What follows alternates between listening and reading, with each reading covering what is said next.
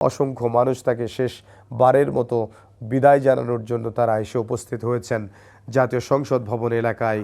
এবং আমরা এই মুহূর্তে দেখতে পাচ্ছি বিএনপি চেয়ারপারসন বেগম খালেদা জিয়াকে বহনকারী, বেগম খালেদা জিয়ার মরদেহকে বহনকারী যে গাড়িটি, সেই গাড়িটি ধীরে ধীরে অগ্রসর হচ্ছে এবং মানুষের ভালোবাসায় তিনি সিক্ত হচ্ছেন। মানুষের ভালোবাসা, তার জন্য যে অপার ভালোবাসা মানুষের, সেটি জনগণ দেখিয়ে দিয়েছে, সেটি মানুষ দেখিয়ে দিয়েছে। যার জন্য তিনি জীবন উৎসর্গ করলেন, তারাও তাকে শেষ বিদায় জানানোর জন্য জনসমুদ্রে পরিণত করলেন জাতীয় সংসদ ভবন এলাকা, তারাও জনসমুদ্রে পরিণত করলেন রাজধানীর মানিক মিয়া অ্যাভিনিউ এলাকা। হবে যেই জনস্রোত রাজধানীতে আমরা আজকে দেখেছি বিএনপি চেয়ারপারসনের প্রতি যে ভালোবাসা দেখানোর জন্য যে মানুষ বাংলাদেশের আনাচে কানাচে থেকে যারা এসে উপস্থিত হয়েছেন, সেজন্য যে ট্রাফিক জ্যাম, সেটির জন্য আমি যেটি বলছিলাম যে দুটোর সময় জানাজা পড়ানোর কথা, কিন্তু সেটি কতটুকু সম্ভব হবে, কারণ যেই জনস্রোত, এই জনস্রোত সামাল দেয়া এবং এই জনস্রোত সামাল দিয়ে তার জানাজায় অংশ নিতে যারা আসবেন, যারা এই যে একটু আগেই পৌঁছলেন অন্তর্বর্তীকালীন সরকারের প্রধান উপদেষ্টা ডক্টর মোহাম্মদ ইউনূস, তাহলে একটি সময় সাপেক্ষ ব্যাপার এবং সেটি আইনশৃঙ্খলা রক্ষাকারী বাহিনীর জন্যও একটি দুষ্কর ব্যাপার হয়ে দাঁড়িয়েছে, সেটি আমরা দেখতে পেলাম। এবং বিএনপি চেয়ারপারসন বেগম খালেদা জিয়ার যে জানাজা অনুষ্ঠিত হবে, সেই জানাজায় এই মুহূর্তে আমরা দেখতে পাচ্ছি যে সেই জানাজার প্রস্তুতি গ্রহণ করা হচ্ছে। প্রধান উপদেষ্টা তিনি এসে উপস্থিত হয়েছেন, আইন উপদেষ্টা ডক্টর আসিফ নজরুল তিনি এসে উপস্থিত হয়েছেন এবং অন্যান্য উপদেষ্টা যারা রয়েছেন অন্তর্বর্তীকালীন সরকারের, তাদেরকেও আমরা দেখেছি এর আগে, তারা বিএনপি চেয়ারপারসন বেগম খালেদা জিয়ার জানাজায় অংশ নেওয়ার জন্য উপস্থিত হয়েছেন। আমরা দেখেছি সেনাবাহিনীর প্রধান জেনারেল ওয়াকুরুজ্জামান তিনিও এসে উপস্থিত হয়েছেন এবং আমরা দেখেছি বিভিন্ন রাজনৈতিক দলের নেতৃবৃন্দ যারা রয়েছেন তারাও এসে উপস্থিত হয়েছেন। হয়তো আর অল্প কিছুক্ষণ পরেই বিএনপি চেয়ারপারসন বেগম খালেদা জিয়ার নামাজে জানাজা অনুষ্ঠিত হবে এবং বিএনপি চেয়ারপারসন বেগম খালেদা জিয়ার জানাজার নামাজ অনুষ্ঠিত হওয়ার কথা ছিল দুপুর 2টায়। যেই জনস্রোত, যেই ভালোবাসা জনগণ দেখিয়েছে সারা বাংলাদেশ থেকে, যেই জনস্রোত এসেছে বিএনপি চেয়ারপারসন বেগম খালেদা জিয়ার জানাজাকে উপলক্ষ করে, যেই জনস্রোত সারা বাংলাদেশ থেকে রাজধানীর মানিক মিয়া অ্যাভিনিউ এবং জাতীয় সংসদ ভবন এলাকায় এসেছে, সেই জনস্রোত সামাল দিতে একটু সময় লাগছে এবং সেজন্যই একটু দেরি হচ্ছে বিএনপি চেয়ারপারসন বেগম খালেদা জিয়ার জানাজার নামাজ অনুষ্ঠিত হতে।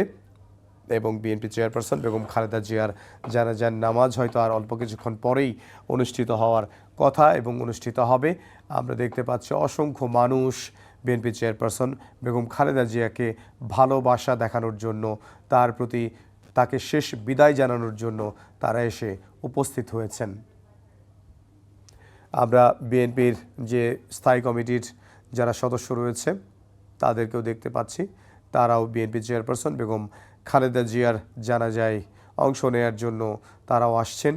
এবং আমরা একটু আগেই দেখতে পেলাম বিএনপি স্থায়ী কমিটির সদস্য আমির খসরু মাহমুদ চৌধুরী, তিনিও আসছেন এবং সাধারণ জনগণ যারা রয়েছে তারা আসলে স্তব্ধ।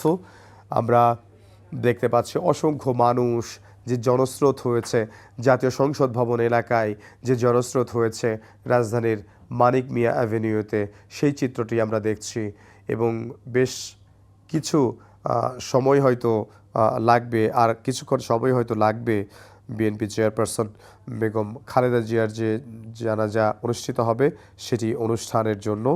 আমরা এই মুহূর্তে যেটি আসলে জানতে পেরেছি, আমাদের সহকর্মীরা যেটি জানিয়েছেন, ভারতের পররাষ্ট্রমন্ত্রী এস জয়শঙ্কর তার বাংলাদেশে আসার কথা, তার যোগ দেওয়ার কথা রয়েছে, আমরা সেটা জানতে পেরেছি।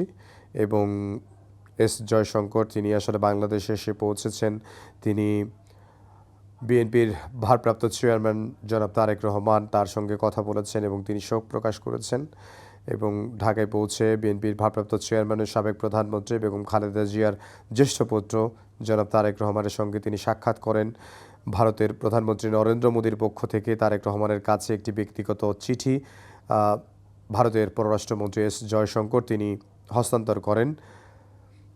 আমরা এই মুহূর্তে দেখতে পাচ্ছি, যেহেতু বিএনপি চেয়ারপারসন বেগম খালেদা জিয়াকে রাষ্ট্রীয় মর্যাদায় দাফন করা হবে। সেহেতু কিছু রাষ্ট্রীয় যে আচার রয়েছে সে আচারও পালন করা হবে। এই মুহূর্তে আমরা যেটি দেখতে পাচ্ছি, জাতীয় সংসদ ভবন এলাকায় বিএনপি চেয়ারপারসন বেগম খালেদা জিয়ার মরদেহবাহী যে গাড়িটি রয়েছে সেই গাড়িটি আনা হচ্ছে। আর অল্প কিছুক্ষণ পরেই বেগম খালেদা জিয়ার যে জানাজার নামাজ, সেই জানাজার নামাজ অনুষ্ঠিত হবে। বেশ কয়েকজন আমরা দেখতে পাচ্ছি যে অন্তর্বর্তীকালীন সরকারের প্রধান উপদেষ্টা থেকে শুরু করে, আইন উপদেষ্টা থেকে শুরু করে, ধর্ম উপদেষ্টা থেকে শুরু করে বেশ কয়েকজন উপদেষ্টা তারা এসে উপস্থিত হয়েছেন, তারা অপেক্ষা করছেন। আমরা দেখেছি সেনাবাহিনী প্রধান জেনারেল ওয়াকারুজ্জামানের উপস্থিতি আমরা দেখতে পেয়েছি। আমরা এই মুহূর্তে দেখতে পাচ্ছি বিএনপি চেয়ারপারসন বেগম খালেদা জিয়ার মরদেহকে বহনকারী যে গাড়িটি, সেই গাড়িটি জাতীয় পতাকায় অসংখ্য মানুষ তাকে শেষবারের মতো বিদায় জানানোর জন্য তারা এসে উপস্থিত হয়েছেন জাতীয় সংসদ ভবন এলাকায়।